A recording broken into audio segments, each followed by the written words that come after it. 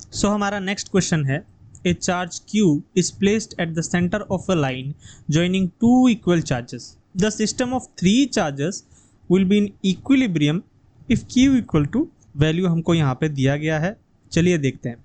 बहुत बढ़िया सा क्वेश्चन है, आर्टिकल प्रॉब्लम है, बोर्ड पे भी आ सकता है, ये नीट पे भी आ चुका है। चलिए देखते हैं इसको सॉल्व करके। तो मैं यहाँ पे एक लाइन ले लेता हूँ। लाइन लेने के बाद मैं यहाँ पे नेमिंग कर देता हूँ।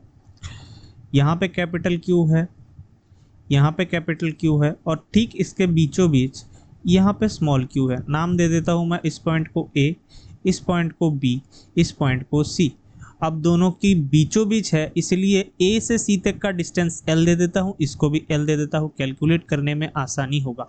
बोला गया है कि पूरा का पूरा तीनों सिस्टम का जो चार्ज है वो इक्विलिब्रियम में है। इक्विलिब्रियम में है मतलब हर एक के ऊपर नेट फोर्स जीरो है।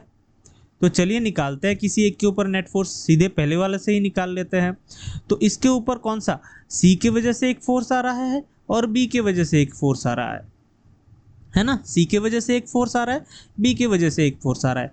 एक चीज सबसे पहले देखते हैं कि इसके ऊपर जो बी के वजह से फोर्स आ रहा है वो क्या है। Force on A due to B वो हो जाएगा के, और यहाँ पे क्या होगा, डिस्टेंस, डिस्टेंस हो जाएगा एल प्लस एल यानी कि 2l का होल स्क्वायर, और ऊपर पे दोनों ही चार्जेस कैपिटल क्यू है ना। तो यहाँ पे हमारा बन रहा है के Q square by 4l square. अब एक चीज यहाँ पे दिखने वाली बात है कि दोनों ही सेम चार्जेस है, ये भी सेम है, ये भी सेम है। तो दोनों ही चार्जेस क्या होगा, ये रिपल्शन फोर्स होगा। सेम चार्जेस होने की वजह से रिपल्शन फोर्स होगा, मतलब ये इस तरफ एक्ट करेगा, ये इस तरफ एक्ट करेगा।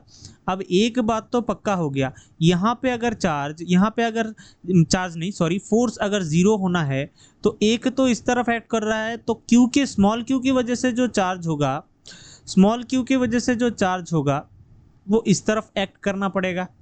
मतलब ये पक्का है, इसको हमने पॉजिटिव मान लिया तो स्मॉल क्यू का वैल्यू हमेशा नेगेटिव आना ही होगा, वरना यहाँ पे जीरो चार्ज नहीं होगा, यहाँ पे भी नहीं होगा, यहाँ पे भी नहीं होगा। तो अब स्मॉल क्यू वाले के लिए निकालते हैं।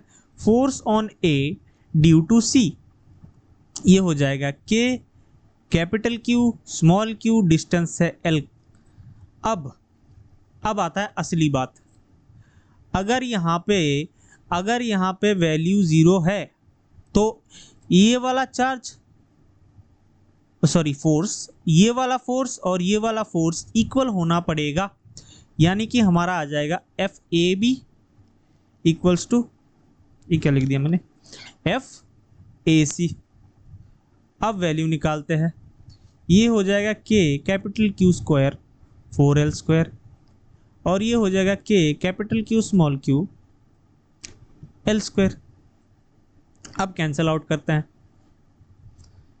ये कैंसिल आउट हो जाएगा, ये कैंसिल आउट हो जाएगा, ये कैंसिल आउट हो जाएगा, ये कैंसिल आउट हो जाएगा।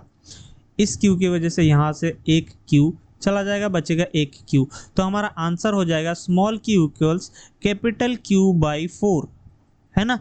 और ये क्या है, ये मैग्नीट्यूड है, मैग्नीट्यूड है।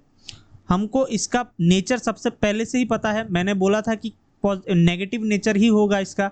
तो अगर मैं इसका पूरा वैल्यू लिखूं, क्यू का वैल्यू क्या हो जाएगा, माइनस ऑफ क्यू बाई 4, मतलब क्यू का उल्टा नेगेटिव हो जाएगा।